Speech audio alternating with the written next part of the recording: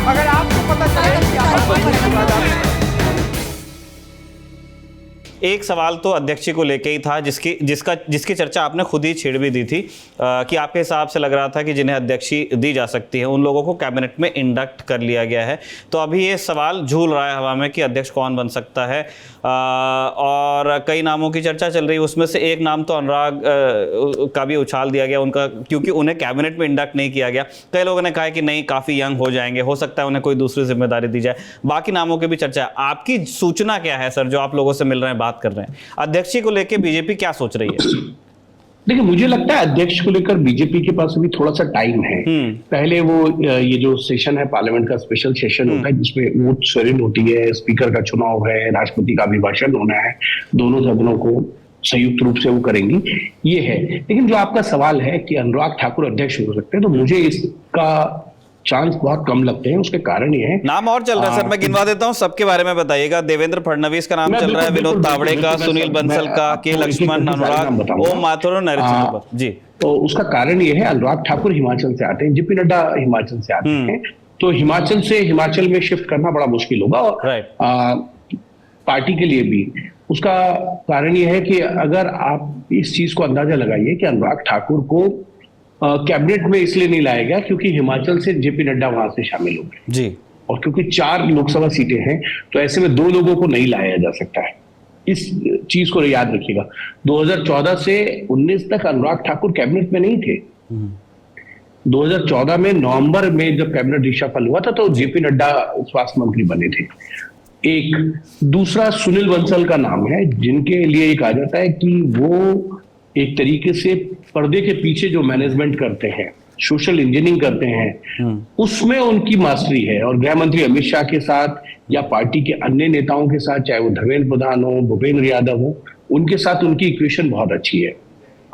उत्तर प्रदेश में जब 2013 से भारतीय जनता पार्टी ने जातीय समीकरणों को साधने की कोशिश की, नॉन यादव ओबीसी के साथ साथ जो है दलित जाति में खटीक वर्ग को अपने साथ और अच्छे से जोड़ने की कोशिश की, तो उसमें सुनील बंसल का बहुत बड़ा रोल था।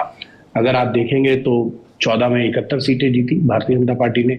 उसके बाद जो है 17 में 312 सीटें विधानसभा में जीत के रिकॉर्ड बना दिया, और फिर 19 में 62 सीटें भारतीय जनता पार्टी अकेले दम पे जीती, और 22 में जो है 251 या 52 सीटें जो है वो भारतीय जनता पार्टी ने जीती एंटी इनकम्बेंसी के बावजूद। तो उसमें बहुत बड़ा रोल सुनील बंसल का है। उड़ीसा की जो जीत हुई है उसमें सुनील बंसल को पार्टी के कई नेता जो है क्रेडिट दे रहे हैं कि उन्होंने जिस तरीके से वहां पर जो है संगठन को खड़ा किया और फिर उसकी सोशल इंजीनियरिंग को समझते हुए धर्मेंद्र प्रधान के साथ मिलकर और अमित शाह और जेपी नड्डा के साथ उन्होंने वो कर दिखाया जिसकी भारतीय जनता पार्टी ने कल्पना की थी। सपने में देखा जरूर था, सोचा जरूर था, लेकिन वो हकीकत में कैसे बदलेगा उसको अगर किसी ने उतारा है तो वो सुनील बंसल ने उतारा है।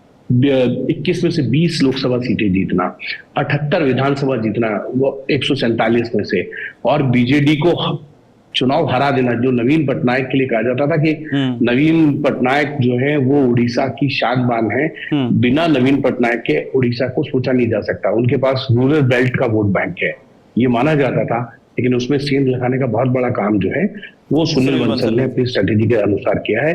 तेलंगाना में भी वो साबित कर चुके हैं सुनील बंसल, ऑर्गेनाइजेशन उसमें भी उनका बड़ा है। देवेंद्र फडणवीस के लिए कहा जाता है क्योंकि उनके पास एक्सपीरियंस बहुत बड़ा है, और एक्सपीरियंस ये कि वो प्रदेश अध्यक्ष रहे हैं, लीडर ऑफ अपोजिशन महाराष्ट्र विधानसभा में भी रहे हैं, डिप्टी मुख्यमंत्री रहे हैं, डिप्टी सीएम है, उनको लाया जा सकता है।